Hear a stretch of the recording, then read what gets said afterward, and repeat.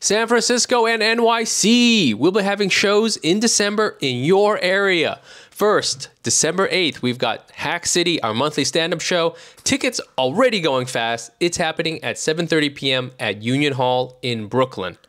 Then, on December 19th, we've got 2 shows in San Francisco happening at Arcana, that's in the Mission. There's a show at 7 and at 9:30. 2 shows, December 19th, 7 and 9:30 in San Francisco.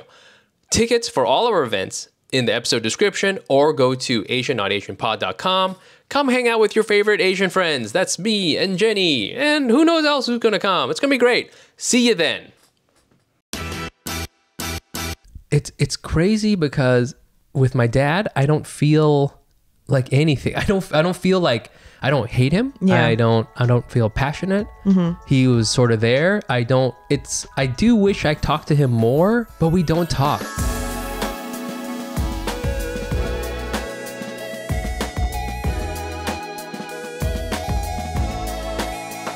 And welcome everybody to another episode of the Asian Not Asian podcast, the podcast with all of your favorite Asian friends, the bestest friends of yours, your bestest, favoritist, Asianist friends. Yes, Most Asian award. So we're super duper Asian, but not necessarily culturally. Then what? In what way? I don't know. You know, like you ever see somebody do something and you're like, damn, that's Asian as fuck. Yeah. Yeah. Like me getting my hair permed a lot. Perm. Yeah. If you talk about getting perms and that is your measure of how Asian someone is, then I win. We're Asian as shit. Yeah. But in every other way, we're not Asian. Yeah. Yeah. But I'm one of your hosts, Mike Nguyen. I'm Jenny Arimoto. Jenny is finally back from her gallivanting all over the place. Which is Japan and San Francisco. Yeah, that's a lot. And I think, though, we'll get into it. Yes. But the real journey was inside yourself. The real gallivanting was in my heart all along. Where, that's where the treasure really was this whole time. I didn't need to go to Japan. Japan was in me. Japan was in you. Also, the short inseam pants were in you the whole time. Japan Uniqlo was in me the whole time. Japan Uniqlo extra small was in you the whole time.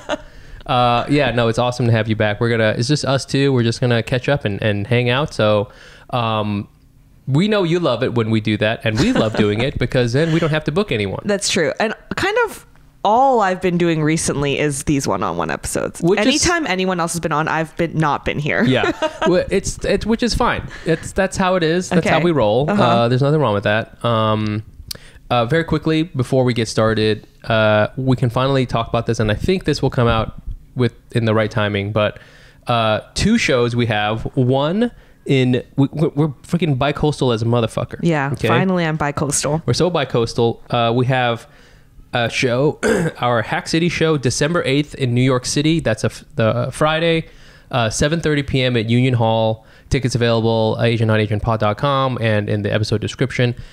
And in San Francisco, December 19th, that's a Tuesday. December 19th, that's a Tuesday. We're going to have 2 shows. It's going to be at Arcana. It's in San Francisco, and there'll be 2 shows. I'm not going to go into any more detail about that because we still have to book it as of this recording. But we'll have 2 shows. Please come out to that. It'll be in San Francisco again, December 19th. I'm sorry it's a fucking Tuesday. But it's right before the holidays. That's what I'm saying. It's like what do you mean? Tuesday's a perfect day. I also think Tuesday's a perfect day for a show. I think so too. It's usually Tuesday's like the slog of slogs. Yeah, it's like, I don't know. I love a weekday show. But then, that Tuesday is going to be like, you're going to wake up on that week. It's December 18th and you're like, fuck. Yeah. I got another week before Christmas break. Exactly. And you're going to go through Monday. You're going to go to your office job at X. And you're gonna have to. Everyone's at X. You're gonna have to promote more anti-Semitic posts because that's what the platform does now. And then it's gonna suck. You're gonna suck. This sucks. But then December 19th comes. Usually the worst days. Mm-hmm. But guess what? you got it. You got us. You got comedy show, baby. You got a comedy show. So come out and check that out. Tickets will be available at asiannotasianpod.com and in the episode description. So we'd love to see you. And there's not a lot of tickets because the place is kind of small. So come out. It'll be a lot of fun. So let's just... we have a couple Patreons. Wow. A couple. My gosh, we have a lot. Let me pull this up. We got so many. All right. And we're just going to do this. We're going to go speedy. But we've had a bunch and we love you. So hang tight. First person we've got here is someone, their name is Miri S. Miri? Miri? Yes. Miri S. I wish that I had more than S to work on, but we'll do our best. Miri sounds like someone who draws like cartoons, cartoonist. Oh, wow. They're a cartoonist. Like an Instagram cartoonist? Yes. Nice. But really like cool, like they have their own style, kind of poppy, like internet cartoons. Oh, that's nice. They moved from Tumblr to Instagram. They were big on Tumblr. They were big on Tumblr. And they're trying to figure out how they can change their format to really hit on Instagram. I feel that Gen Z is like discovering Tumblr again. Am I wrong? They are? I don't know. I just made that up now. I don't think they are. No? But I'm also so old. Who am I to be reporting on this? Okay, Miri. Well, you keep drawing your cartoons of cool cats. Yeah. And but kind of like in a political way. But very political. Yeah. Very, very conscious. Yes. Very conscious cat drawings. The second person here is Judy Luo. Judy Luo. Judy. I love me a Judy. Yeah. Take the lead. Judy Luo, I'm thinking works in the Alameda County School District. Okay. Was a math teacher for a long time. Wow. But got promoted a couple years ago to assistant principal. Wow. Yeah. So That's huge. now she's kind of moved into a more manager role. She's leading, but she doesn't know how she feels because she loves being in the classroom. Yeah, I know. She loves being in the classroom. Sometimes you learn that going up the chain isn't for you. Yeah. She misses her kids. She misses the engagement. She was a math and science teacher for a long time. Right. Did 5th and 6th grade. Mm-hmm. But now as this assistant principal role, she's able to affect change at a larger scale. Right. But you miss that kind of one-on-one engagement. Exactly. And she's not sure what she does. And in a moment of weakness, she decides to go on to patreon.com/AsianNotAsianPod. Yeah. And donate the money that she's making on her teacher salary. Well, thank you very much. Thank you so much, Judy. The money you gave us is half your salary. Yeah. Easily half. and that means a lot to us. Yes. Thank you so much. And we'll do one more. This person is Charles. Love me a Charles. Charles Huang. We're getting some classic. Charles Huang. Charles Huang. I know. These are some classic names. These are like, when the dim sum card comes out and it's like, it's got, what's it? Shumai on there. It's got Shumai and it's got Charles Huang on there, dude. Classic Chinese names. Yeah. Charles is for sure. He works in insurance. Yes. He for sure works in insurance. Yes. And he used to rave. Yeah. But he's over that scene now. No, doesn't do that shit anymore. Like he was looking for community and he thought that raving was going to be that for him. But he's cool. But he's now turned 36 and he's like, actually, I think I've graduated that part of my life. Wow. Go on you, Charles. Yeah. And so now he's climbing. He is climbing, yes. Which, is that actually better than raving? I don't know. But his arm muscles are insane now. Dude, his forearms are fucking tight, dude. He's like toned as hell. And now he's California sober. Yeah, he's California sober. And he has like a teeny tiny little man bun that he's trying to grow out. It's like so small and it's only at the top of his head right now. Yes. But it's coming. But you know what though? Charles is one of those dudes where, he looks super mild-mannered and he's a nice guy, but when he takes his shirt off, you are wetting yourself. Yeah. Because he is ripped. Washboard abs. Fucking jacked, dude. Just no butt at all. No butt. No. But ripped. Yeah. Washboard abs. Baby face though. Baby face. So cute. And a baby bun. Well, you Thanks, know, Charles. if you're confused about what we're doing, we're giving shout outs to our Patreon subscribers. If you want to support the podcast, go to patreon.com/AsianNotAsianPod and you can contribute. I think it starts at $2. So, you know, you can do that and it supports the podcast. We do all sorts of dumb stuff like, you know, run the show. Yeah. literally like run the show with the money. So, always jump on that. And again, that's patreon.com/AsianNotAsianPod. Jenny. Yeah. What a time it's been. What do you want to start with? What kind of Asian you were this week, or how do you want to do this? Yeah, let's start. I mean, we didn't really organize this, but I have a lot to say. Okay. Why don't you start? Okay. What kind of Asian were you this week, Mike? Okay, hold on. I wrote it down because I knew I would forget, and I already did. And it is, I saw you typing away when we were talking earlier. hairy butthole Asian. Okay. I think by the time this comes out, I would have the episode that I was on Young Me's Hairy Butthole podcast. Mm-hmm. And it's huge friend of the pod. We love Young Me. Chaotic aunt of the pod. Mm-hmm. I was on Young Me Mayer's podcast, and the whole premise of the podcast for her is there's a saying in Korean, I guess, where if you laugh while you're crying, hair grows out of your butt. Mm-hmm. And so you tell kind of like a sad story or thing you're going through, thing you've been thinking about, and you try to laugh at it. Mm-hmm. And I was the thing I talked about, and you can listen to it, was I talked about relationship with my father. Mm-hmm. And a couple of episodes ago, I was talking, Delia was on. Yeah. And I kind of touched upon that, and I was talking about my dad. And a couple of people like reached out and was like, hey, you know, it's really interesting you talking about your dad. You never talk about that. My wife also says the same thing. She's like, you never talk about your dad. And then I said it this morning. And you said it this morning. Mm-hmm. You know, I'm very close with my mom. I FaceTime her every single day. And so, you know, to talk about Neo and stuff. But it's crazy because it's with my dad, I don't feel like anything. I don't feel like, I don't hate him. Yeah. I don't feel passionate. Mm-hmm. He was sort of there. I do wish I talked to him more. But we don't talk. And I think if anything, that was just such an interest. It's just like if you opened up a piece of paper that said top secret and you open up the piece of paper and it's just blank. That's how it feels. Okay. So I guess that in and of itself is sort of like unusual. Yes, it is. Yeah. So we talked about that at length, and then I ended up kind of connecting it because like Young Me has this ability to kind of stare into your soul. She was just like looking into my soul, and like we ended up getting into this whole thing about, you know, how you value yourself as an Asian man or as a son, my relationship with my son, like the ultimate thing which I feel a Asian Vietnamese dude is supposed to do, which you will hear about on the show, which kind of gets dark. And it was crazy, man. And I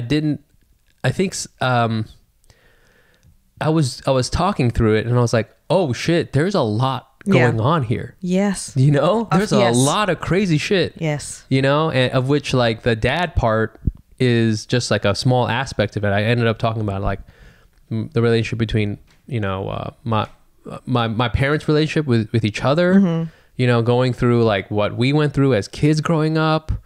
And it was, you know, there's a lot of, and I was trying to connect it to the way I am. I feel like I'm a really conflict avoidant person. I try to be very friendly, and I don't want to say whether that's good or bad, but I made connections as far as, oh, this definitely stems from the things I saw my parents do to each other and, you know, whatever to the world, I guess.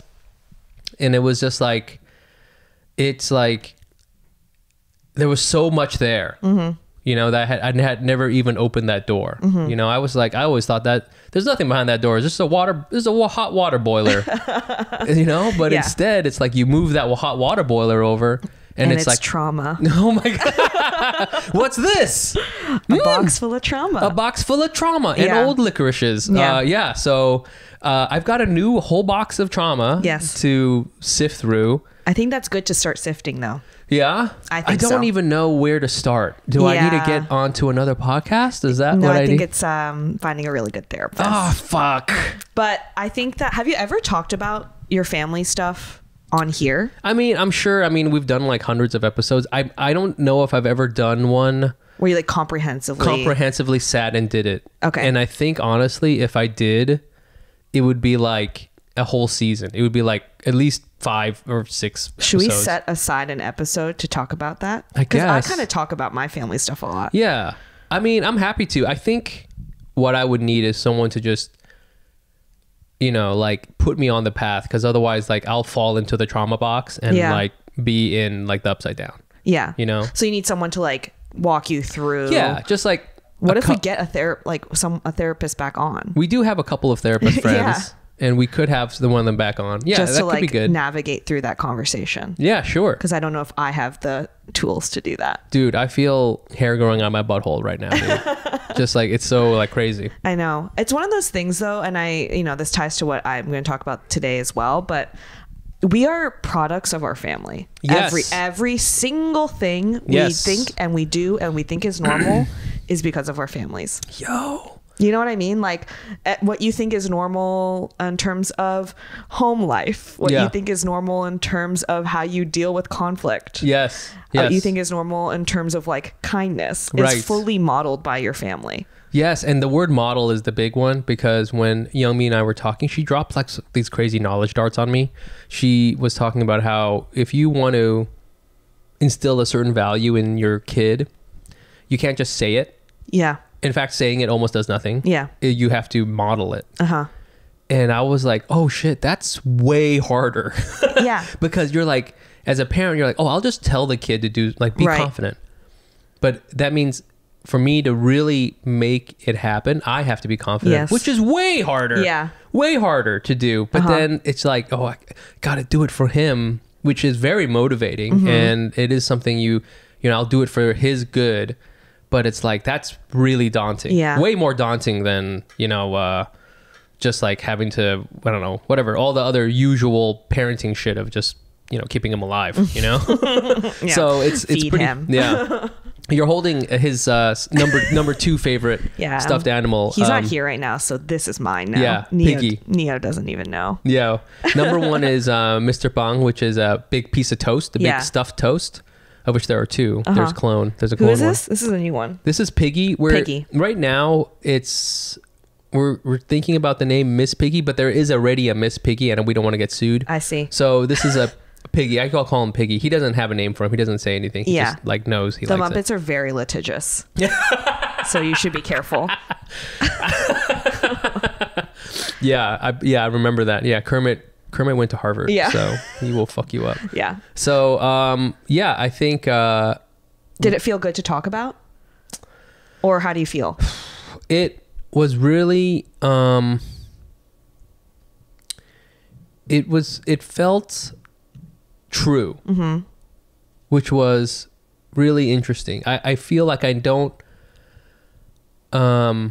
you rarely hit like your bedrock self where you're like, this is me. This is like a thing that's like in me. And I touched that bedrock like once when I came to like this conclusion about what I think a Vietnamese man is supposed to do. And I hit that bedrock, and it was like crazy, because the value I said was a crazy value. I'll just say it. It's like I've said this before on the podcast. Like, I have this belief that like the best thing a man can do is die for his family. Like a fucking bee drone. Yeah.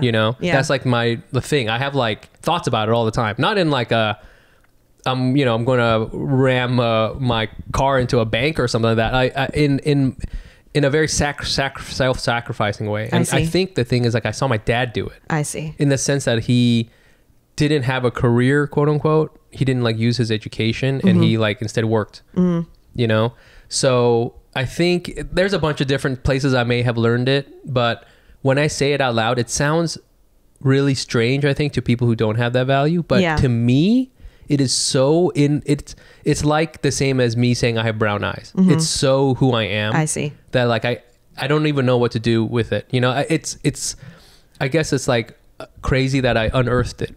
I see. You know? Yeah, you see like fatherhood being like being ready to sacrifice yourself. Yes. Maybe it's not even fatherhood. Maybe it's not even fatherhood. You seeing that like what you need to be able to do is always be able to sacrifice yourself. Yes, absolutely. Always be able to like throw myself into like the void in order to like make a bridge with my body so that my family can walk across my corpse. Yeah, that's like absolutely what I believe. And I don't want that for my son.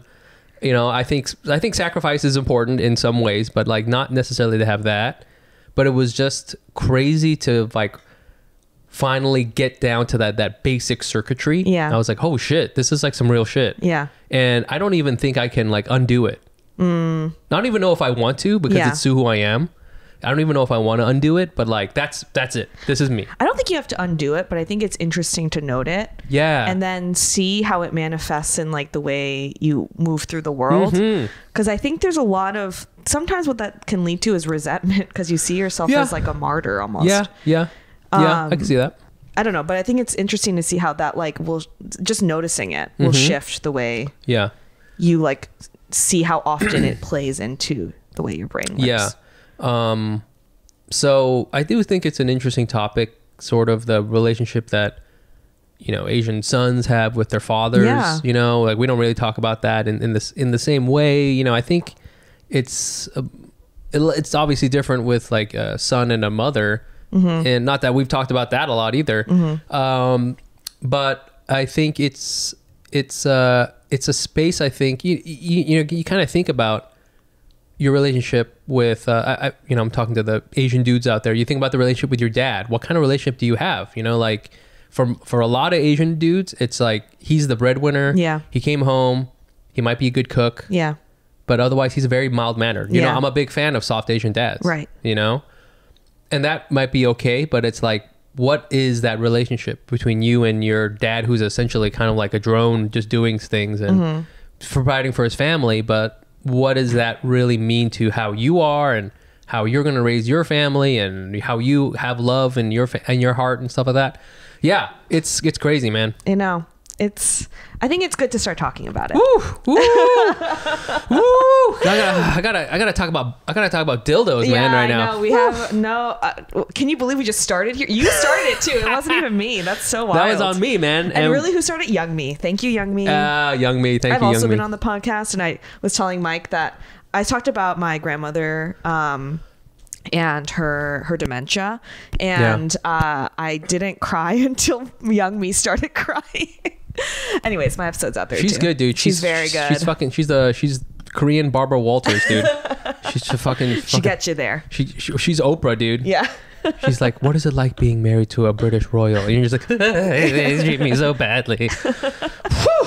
Okay, so that was me. Were you silent? Or were you silenced? That's it. Whoa. Yeah. Whoa. Okay. Whoa.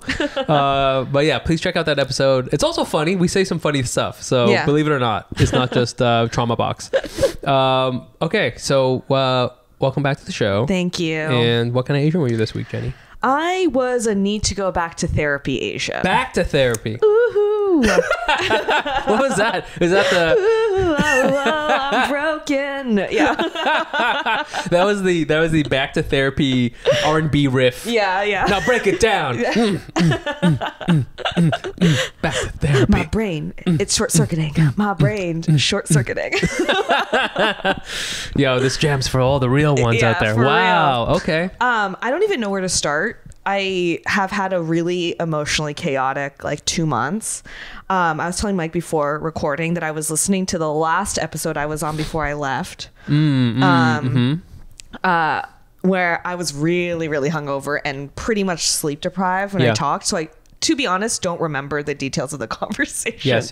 I remember sitting there and holding Neo's favorite toy during that one. Yeah. Okay. But I was listening to it because it came out while I was in Japan, and I was like, that's what I was feeling at the time. It's fascinating. Wow. But a lot has happened since then, not necessarily factually, but emotionally. Yeah. And yeah, I'm feeling I've been taking a breather from therapy just for cost reasons. Not if I could keep going for forever, I would. But, yeah.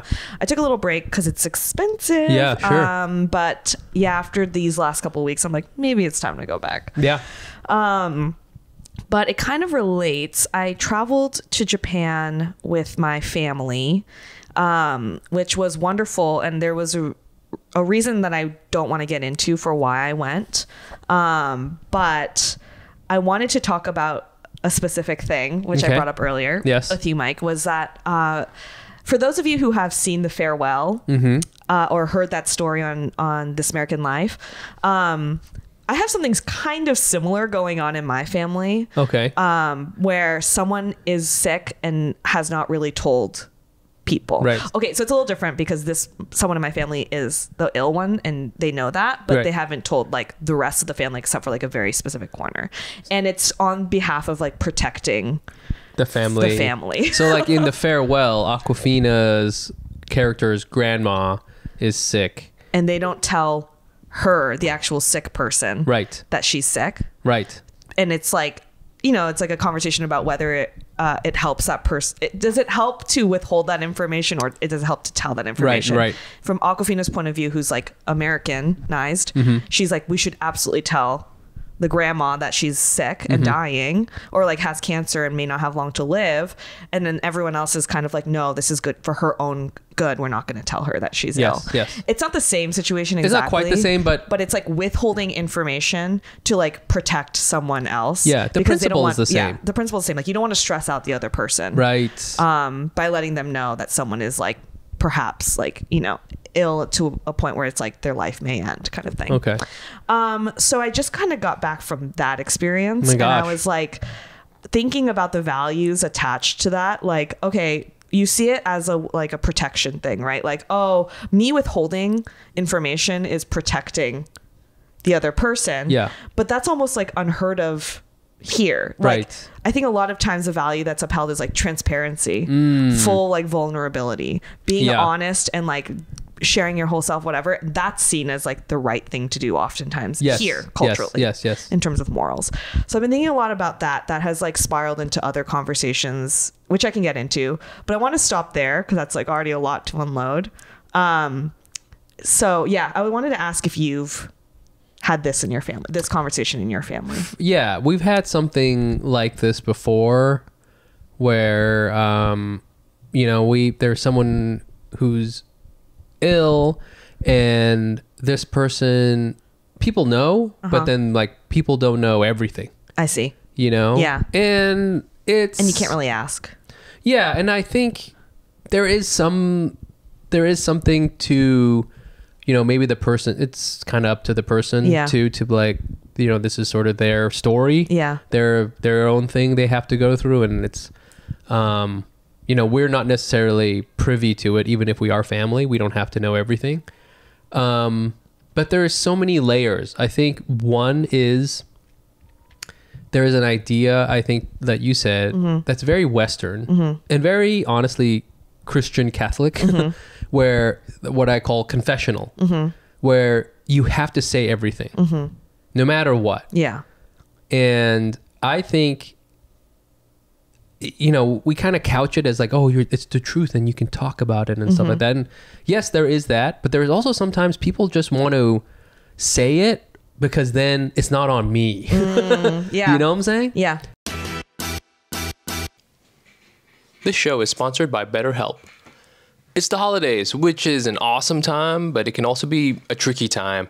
There can be something about going home, seeing your family, your friends that can fill you with anxiety or even dread. I think this is especially true for Asian Americans because there's just like, God, so much going on that is happening below the surface. And guess what? Of course, we don't talk about it. Why would we? Sometimes you need to have something that will ground you, keep you focused so you can work through your feelings. Therapy can be that thing. Therapy can give you the tools to manage everything going on. I've done therapy. It's great. I love it. I use what I've learned in therapy pretty much every day. It helps me make sense of my feelings and thoughts so I can start to make sense of my life, especially during the stress of the holidays. If you're thinking of starting therapy, give BetterHelp a try. It's entirely online, so you can tailor it to your schedule. Just fill out a quick questionnaire and get matched with a licensed therapist. And you can switch therapists anytime for no additional charge. Find your bright spot this season with BetterHelp. Visit betterhelp.com/Asian today to get 10% off your first month. That's BetterHelp, HELP.com/Asian. Life doesn't happen on a bi-weekly basis, so why does your payday? The money you earn can be yours today with Earnin. Earnin is an app that gives you access to your pay as you work, up to $100 per day or up to $750 per pay period. Just download the Earnin app and verify your paycheck. Then access up to $100 a day as you work and leave an optional tip. Any money you access plus tips are automatically repaid from your next paycheck. If I needed something like Earnin, it's what I'd use. And this is why. Earnin is simple, easy to use, and a fast way to get access to money you need immediately. Make Earnin a part of your financial routine and join Earnin's over 3.5 million customers who say things like, when I think about Earnin, I think about financial stability and security. It gives me a lot of peace of mind. Download Earnin today, spelled EARNIN, in the Google Play or Apple App Store. When you download the Earnin app, type in Asian under podcast when you sign up. It'll really help the show. Asian under podcast. Subject to your available earnings, daily max, and pay period max. See earnin.com/TOS for details. Earnin is a financial technology company, not a bank. Bank products are issued by Evolve Bank and Trust, member FDIC. Because there is a thing with when you have to hold the secret, it's on you. You have to carry it. You know, but if you say it out loud, now it's out in the open. Right. And now, yes, we can talk about it, but also you just put the burden on everybody else too. So there's that whole aspect. And then I think also, and I wonder if this is going on with you, sometimes with your family, you don't want to talk about it because it's too hard to do. You know, it's too hard to do, or you don't have the language for it, or, I mean, like either literally or figuratively. Because like, my family is pretty close, and I think so we would be able to talk about it, but I could see where like a lot of people wouldn't, you know, we wouldn't be able to do it. Yeah. You know, I don't know if that's happening with your family. I definitely think that's what's happening. Okay. This is not me personally, but I'm talking about like the family structure as a whole. There's obviously weirdness in different places that's causing this to be a thing. It's also like a cultural thing. So now I'm gonna like, I think this just made me think of like my thesis. I think there is something I've been dealing with is like in my family, and also just going back to Japan and like seeing my quote unquote like home culture or whatever, where I come from. You see that like kindness there is seen as like being intentional with what you say, because it is that. You see it as like sharing parts of yourself is a burden, can be a burden to the other person. So if you like sharing your opinion, you need to be careful, because kindness is to like hold it in and see what the other person needs, and then kind of like providing that. So that's like my home life, right? Like I think I come from a place where it's very like everyone holds it in, and that's the norm. And like your private self is your private self. You're supposed to keep that to yourself. And then because I've always grown up thinking sharing hard things is a burden. Then flip side, New York comedy world, New York comedy or corporate or whatever, like East Coast world where you're direct and you say what you need to say. So I have like worked so hard to be able to sit here on this podcast and show up and go, I'm feeling bad today. Right. Like that like that's like our whole thing. But like that took me like years of therapy to get there, to be like, I deserve a space to talk. And I'm not talking about I deserve this space. I'm not like I deserve to have space in my relationships to talk about my stuff when I'm not feeling good. Because I had to get over that mindset that it's a burden. And then I learned that sharing parts of yourself actually leads to better relationships, and also means that like you're presenting your real self to people. So, you know, years and years and years of unlearning. So there's this like New York version of myself when I'm here doing comedy shows where I'll go on stage and go, I think I'm getting ghosted, you know, whatever. Like I'm like just like openly talking about stuff. Then I like go back to San Francisco and I come off so direct.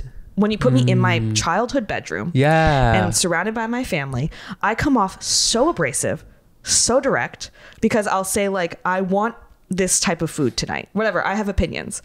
I'm not saying it like we need to eat this. I'm saying I would prefer to have whatever, but that comes off so bossy in that place. So it's you got to say it in English too. Well, I am saying it in English, we're making sure. But I'm still coming off like total bitch. So I'm like dealing with that this time where like, okay, so I got feedback before I left from New York from like some of my friends here that I was like, I withheld some information. I was being cold, whatever. Then I go back to San Francisco and I'm getting feedback that I'm like being too direct and I should be withholding more. Like, you got to put yourself second. You got to stop putting yourself first.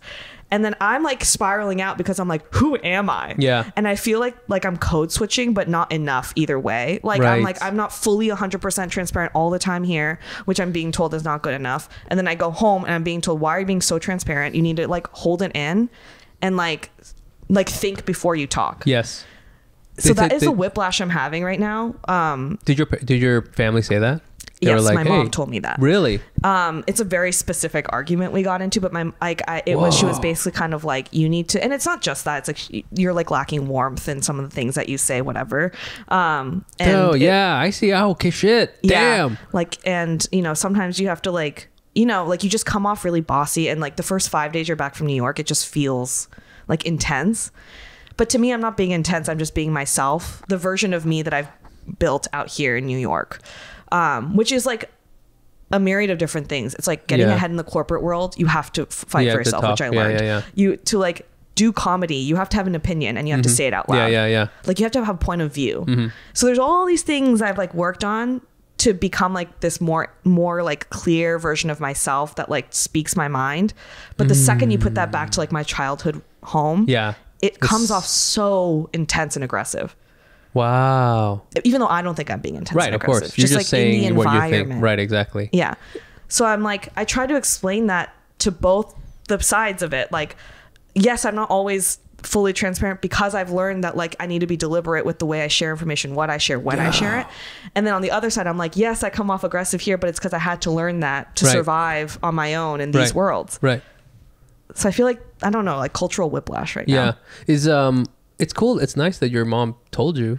Yes. And so she's working on that because I've been pushing. I was like, you should say what you need to say. Like, say, if you have feedback, say it. Wow. But now it's like, I'm now spiraling out because the feedback was like criticism of me and I am achievement oriented. So I'm like, I'm not getting an A. I'm getting a B- at best as a daughter, you know?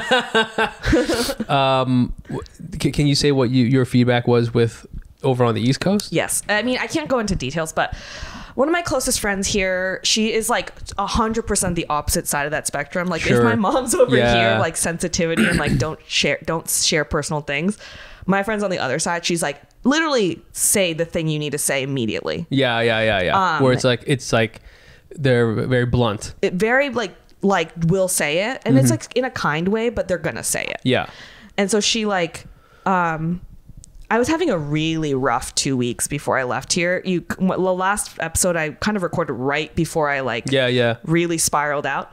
But that week I was like crying nonstop. Like I just was feeling bad about myself, and just like not feeling good. And I got some gossip that she would have wanted to know, but I didn't tell her because I didn't think it was like my place to share that information. And also it's like a very touchy subject about some people that she's had to deal with. And we've had a lot of conversations about it. And I, to be honest, was not at an emotional place to deal with anything else other than my own stuff. So I just didn't tell her because I was like, I can't deal with this right now. Like I'm crying all the time. I feel bad. So this is not the time. She found out through other people. And then I told her honestly, I was like, I didn't know, but I just didn't tell you because I couldn't deal with it. And then she basically kind of like provided feedback that she was like, you are sometimes like, you just seem like not emotional. Like the fact that you withheld that felt like you aren't on my side. Like, and I've gotten this feedback before. It's like, it feels like you're not on my side. Oh shit. And I have been like, I'm very logical, and this is like where I come from, my family. It's like we like all take a step back and we go, what is everyone's POV? What probably happened here? Rather than thinking like, emotionally like, oh, in this situation this person was mean or whatever. I just go, well, that person probably has this point of view. And I try to like figure out the chess pieces of what happened to like cerebrally kind of figure it out. And her point was like, you should have told me everything first. And like that, because that's if you're a true friend, you would provide that information. And then that conversation was like on the heels of a bad week, so then I cried at a bar. Oh no! If you were in Brooklyn and you saw me cry, yep, I'm so sorry. We all did. But I started crying at a bar, and then I reversely was like, why did you provide that feedback this week when I feel so bad about myself already? Yeah.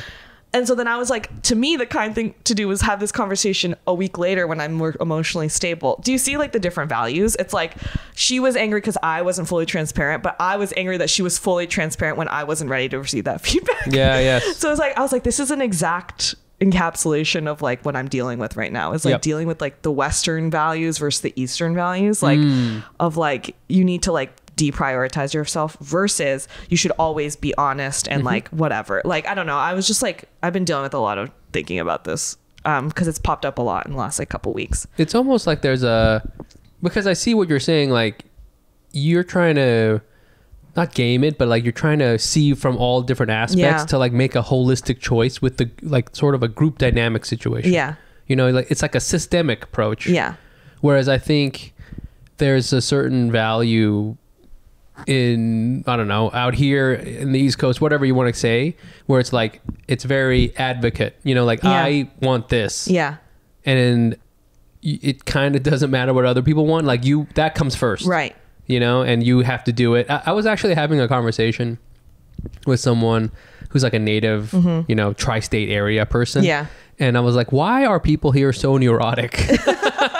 It's like noticeable versus even in California or fucking anywhere. By the time, because I was in Austin like a couple weeks ago, and people are not like this. I mean, you know, I'm not saying everybody's friendly and all that shit, but people are always like saying in New York, like, oh yeah, they're not nice, but they're kind. And I'm like, are they? Like, they're also weird. Everybody is so weird. Everybody's like, this cream cheese is not spread to the edges of the bagel. I'm blah, blah, blah. And they just get so worked up about it. And yes, I know that you have to advocate for the cream cheese at the edge of the bagel because that's what you really want this morning. But dude, you see there's 100 other people here, you know, and everybody's doing that. Like, it's constantly like, you just step outside, you can just feel it. Like, everybody's doing that. And it is, after living here for so long, I am not convinced it's the best way to go. It doesn't seem to make the optimum thing. Yeah. And, you know, I hear what you're saying, because I would also like step back and be like, okay, I'm trying to see from this point of view. Yeah. Okay, where can we find common ground? But it's because that's what our family does. Whenever, I don't know if that's what your family does, but that's what my family does. So when like growing up, whenever I would be like angry about something, like the first thing I would be asked is like, well, did you think that you had any wrongdoing in the situation? Oh, yeah. Do you know what I mean? Like, it's not like I'm going to get an immediate, like, yeah, you're right. I've never gotten that. I'm almost always questioned always. Yeah. Yeah. Like, what is going on? Well, what did you say? Right. What did you do? Right. Maybe you just said at the wrong time. So that's how I think of everything, which is like, it's my fault. Yeah. I don't mean to say that that's what my parents would say, but that's the questioning, right? Like, what was your role in this situation? Which I think to a certain extent is healthy, because there's some people who think they're always in the right, and that's also not okay. Yeah. But it's like a defense mechanism for me. So when I hear other people complain about certain things, my thing is like, so like, let's back up and like, what is this person like? What is whatever? Like, I want to understand both sides of it. And it is a logicalizing it. It's like making it facts so I can deal with it, because I don't know, it's hard for me to just be like, yeah, you're always right, like, because I just never had that. Yeah. So I think I do that a lot, which it doesn't feel great all the time. I think when you're a friend who's looking for someone to just be pissed with them, which I understand, I just have like a hard time being that person, because I've been like I've learned to be this way about conflict, which is why anyone who hates me personally, you can hate me for my comedy, but like, I mean, you can, don't tell me. But for people who like, I've had personal conflict with, I always say I personally don't have enemies. Like, you're my enemy, but I have people who think I'm their enemy. Oh shit. Yes. You know what I mean? Yeah. Like, and which, by the way, that's the most cold-blooded of stances.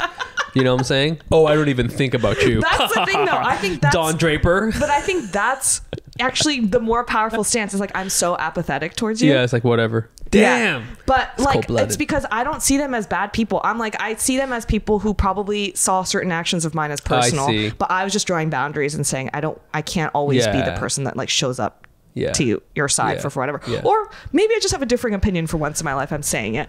Right. But like that, it's like that.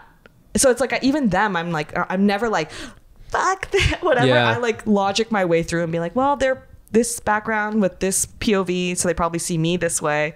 It's a defense mechanism. Yeah. No, so it's like, it's not me. It's them. Yeah. Yeah. I see what you're saying too, as far as, and I don't know, just to make it all Asian-y again. Yeah. Like, there is some counterbalance we have to do, because I'll see, other of my Asian friends that are very much what you said, like they kind of, well, maybe I did something wrong. Yeah. Right. And, you try to encourage them to be like, well, no, hold on. Mm-hmm. Your point of view is valid. Your preferences are important, and you should fight for this. Mm-hmm. Whether it's in the workplace or, your relationship, you should try to say what you want. Yeah. Because that other person is not automatically right. Mm-hmm. Mm-hmm. They also have the same biases and flaws that they're going into this conflict with. And so you do want to, balance it. On a personal level, I often feel like, as soon as I say my preference, people get upset at me. So I never try to say it too much. It depends, obviously. But it's like, I'm, trying to, play nice and stuff like that. And then as soon as I have an opinion, people are like, upset. And I'm like, well, this is my opinion. You don't want my opinion or what? Like, I don't know what to do. So it's easier sometimes not to have an opinion. I know. But then this is why I used to be like that. I used to not have an opinion, and then I would draw people who got used to me not having an opinion. Yes. But it's not that I didn't have an opinion. I just didn't say it. Yeah. Because I was also conflict averse. Sure. And then I was so afraid of losing those people in my life because I have an opinion. Yeah. And then once I would, after years of friendship, I started having opinions because I started going to therapy, and I started saying the things I believed. And then lo and behold, I lost my friends. It all came to pass. It all came to pass. Because they all were like, what the hell? All of a sudden you're like, oh my God, now you have opinions? You have opinions and you have a point of view. Right. But then I realized I made so many other friends after that. Yeah. Because I did have an opinion. Right. And so I found people who like can handle me having opinions. Right. So like, that was a big learning for me. But I still go through, I think like, I see it as I've like refined my outside personality. Yes. Does that make sense? Like my external version of myself is closely aligned with my inside version of myself now. Oh, like this inside version always existed, but like in my early 20s, I was just hiding. I wasn't sure of it, but I was also hiding it because I was scared of like people not liking it. Oh my God. And then the last like 5 years especially, I've really worked on like being more aligned. Who I exist here and how I talk is the same as how I think. So that's like closely aligning, but then when you put me in different environments, I get different feedback. Yeah. And me being, once again, wanting to be an A+ student, I'm like, what's the right thing for me to do? So that's kind of like what I've been going through. I mean, well, one thing. Sorry, I just like vomited so much stuff. Not really. Like, so many things. It all makes sense. Okay. It's all like the same theme. I wasn't sure. I also like, if I could tell you the concrete details, it would be a lot clearer. No, but it's a privacy thing.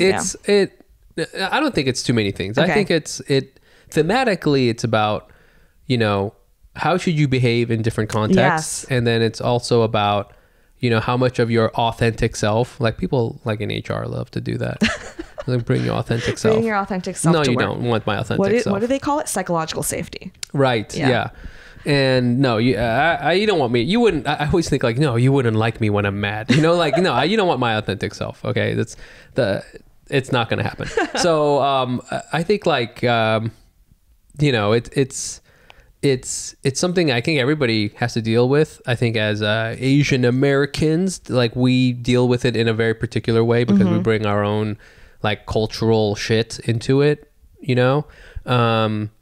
I think too, then it's also like about your relationship with your friend. And, I learned recently about, I haven't had to deploy this for my own son, but like there's a lot of times where I think you taught me this. It's like, do you need a hug? Do you need a hand, or do you need an ear? Right? It's like some people just want to be upset, and like sometimes it just comes down to like an interpersonal, like, what do you need exchange, you know, between you and I.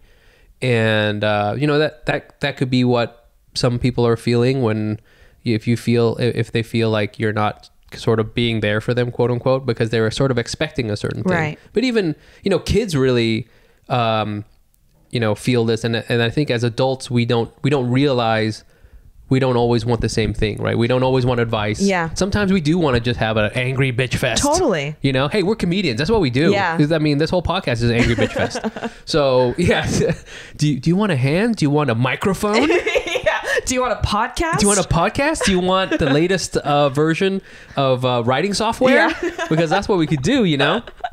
And, you know, I think, you know, so it's all universal. Yeah. Right.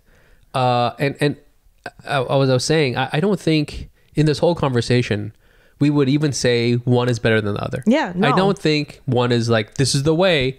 No. You know? But I see how much of it is now tied to our cultures.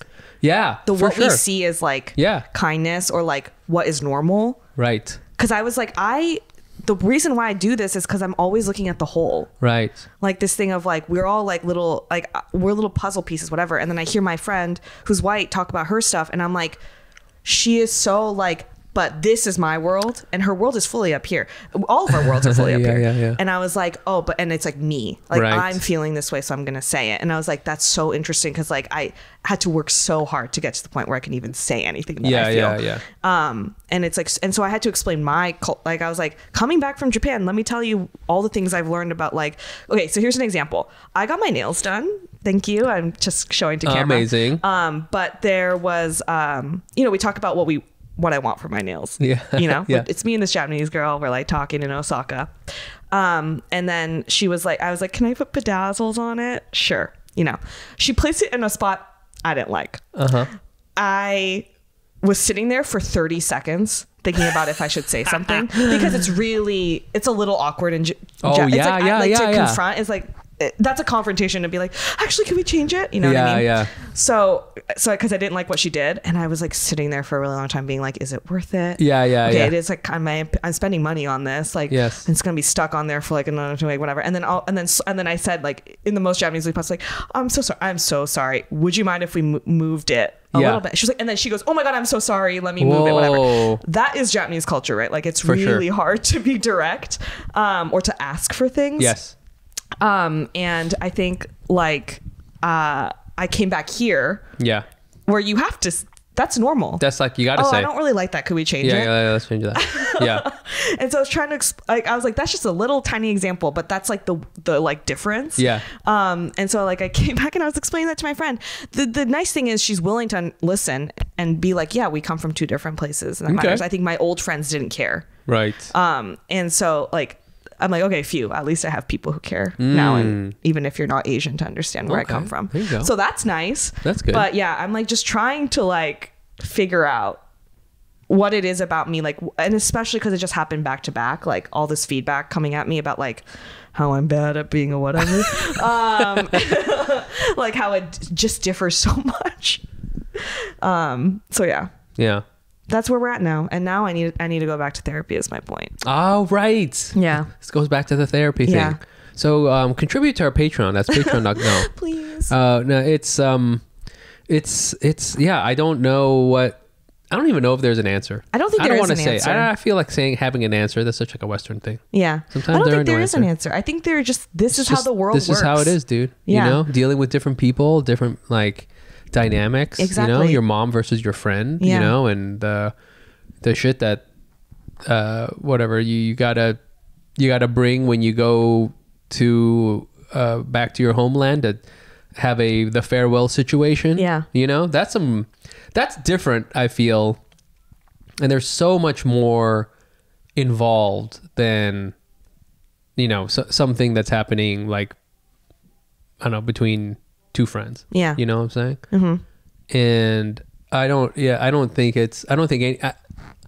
I think the only foolish thing would be for someone to say, this is the answer, you know, for someone to be like, you should always do it this way. Yeah.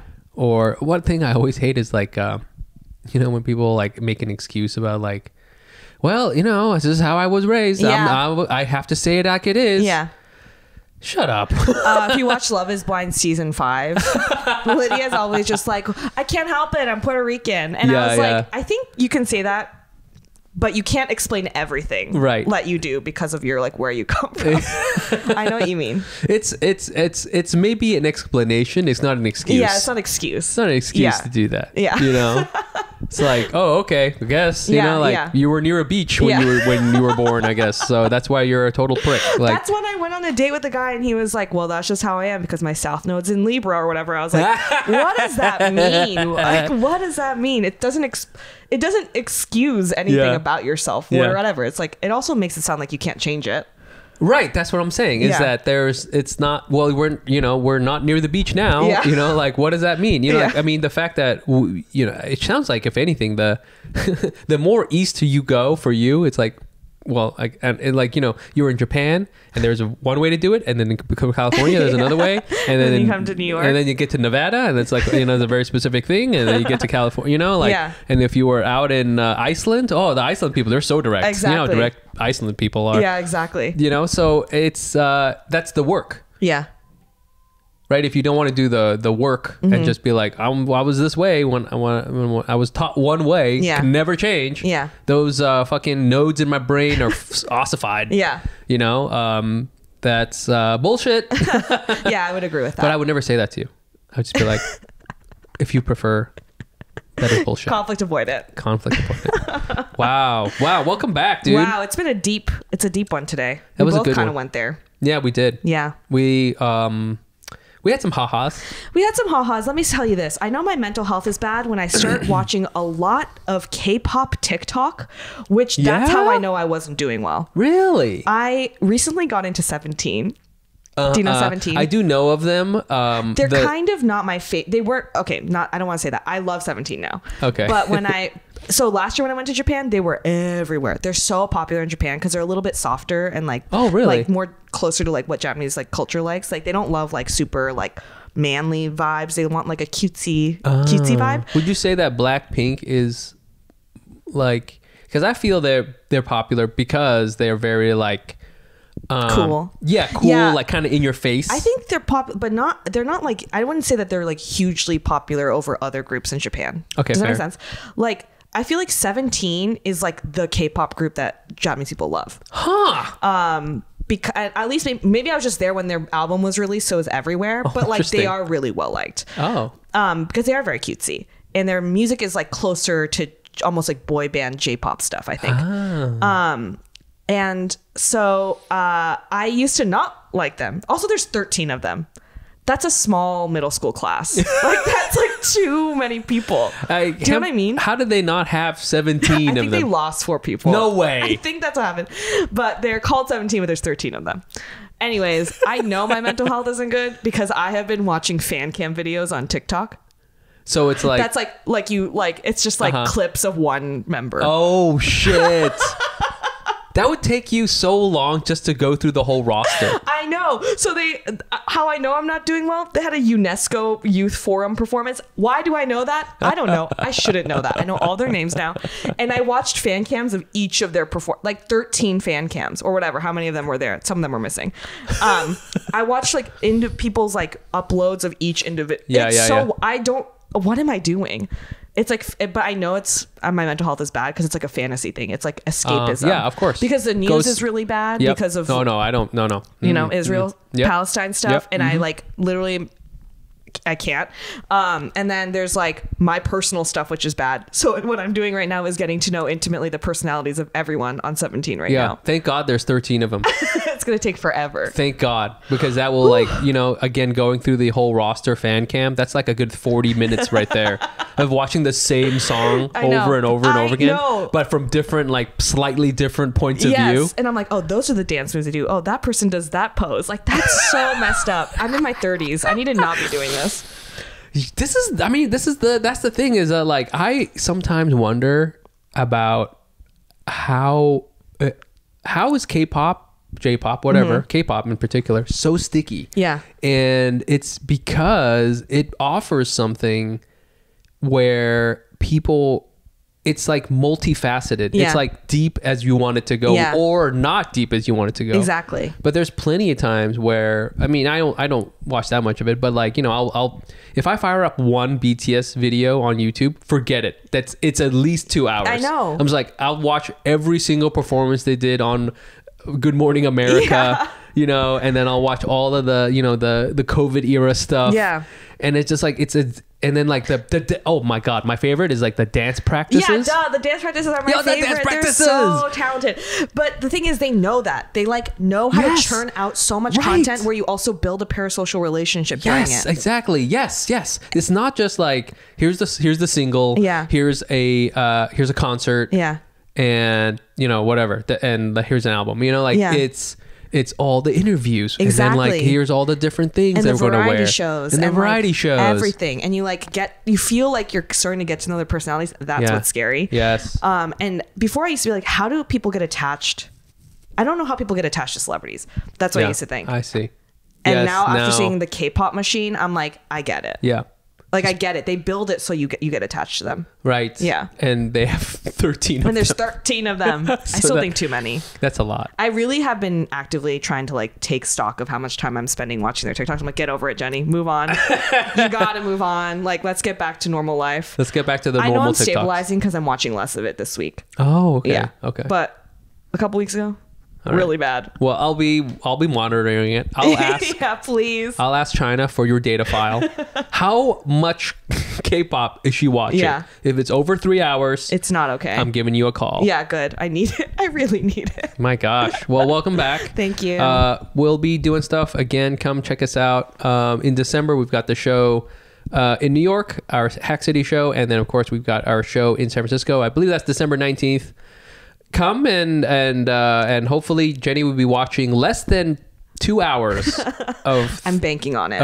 I need it. K-pop videos. Yeah. Yeah. I mean, I don't know. Is there any last thoughts? Final thoughts? Parting thoughts? No, it's just I would like a win. A win.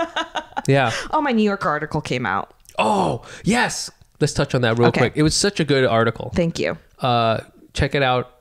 I don't have New Yorker credentials, so I had to read it on your thing, on your Instagram. That's how I watch. That's how I read people's New Yorker. Yeah, it's just from Instagram. Yeah, I just read screenshots. It was a banger. Thank you. It like a quick summary. It's a day in the life of the guy who harassed you on a dating app. I have a bunch of guy friends who some are more problematic than others. Yeah. But we couldn't stop talking about it. Really? Yeah. Dude, that's amazing. We were just like, I see nothing wrong with this. This sounds like a fantastic day. Yeah. I want to eat my meat-only Chipotle bowl alone. 8 hot dogs boiled or whatever. Did you? Yeah. I love too. I mean, just as a comic thing, as I was reading, I'm like, whenever somebody dies and goes to heaven, or God or Satan shows up, I'm like, yes. Yeah, that's heightened to the nth degree. It's nth heightened. Yeah. It's infinite heightened. Yeah. You know? I know. It's so interesting. I wrote that because my friend had an experience where a guy like straight up sent her a message just to be rude to her. Do you know what I mean? Yeah. Like it was like, that's actually a feature. Yeah. It's so wild. You pay $10 and you're allowed to harass anyone you want. Yeah, it was just so crazy where he like, it was like some feature where you like compliment someone and it was to tell her that like you're not a victim. Don't say that you don't like people who are apolitical or something like that. And I was like, you can just move on with your day without saying something. You know what I mean? Like it's like you went out of your way to say it. I was like, who is the type of guy who does that? That's how this started. And then I thought about all the times I got yelled at. Like I write about the Avengers and Mamma Mia thing. Like it's like my first example. That is a real thing that happened to me. I got yelled at on TikTok or on Twitter because I tweeted something about how I love Mamma Mia more than Spider-Man. Sue me. I love the Mamma Mia universe. Okay. The Mamma Mia universe. Like, so many men got angry at me and I was like, chill. Yeah. It's like, it's Spider-Man's fine. I just love Mamma Mia. Okay. It's okay. Yeah. No. But I was just, it's been funny because I wrote that because I just had a lot of thoughts. And then I didn't think that the New Yorker would accept it. It doesn't really feel that New Yorker-y to make it kind of seems a little bit more like reductress-y a or little like, bit. Yeah. But it's still like, I think, you know, they're trying to move in that direction. Interesting. Yeah. I mean, like, so it did really well on my Instagram. So good. And then they posted on their Instagram. So funny. And I was like, oh, okay, must have done well. I don't know. I just post. This is not my first time in the New Yorker. It's just the first time I've gotten any feedback that's this positive. And then a bunch of guys did the thing in the comments. Did the article in the comments. Some guy literally commented, well, I bet you're only swiping, but you refuse to swipe right on nice guys, huh? Because that's boring. I was like, I want to be like, you. This is you. Let me explain to you. Yeah. The mechanics of swiping. And let me explain to you what satire is. No. Absolutely wild. Being alive is a journey. It's great. It's great. Check out that article. Check us out. You can find us on Instagram at Asian Not Asian Pod. I'm on there at Nice Pants Bro. I'm at Jenny Arimoto. And until then, you know, be kind to yourself. Be kind to your loved ones. And we love you. We love you. Bye. Bye.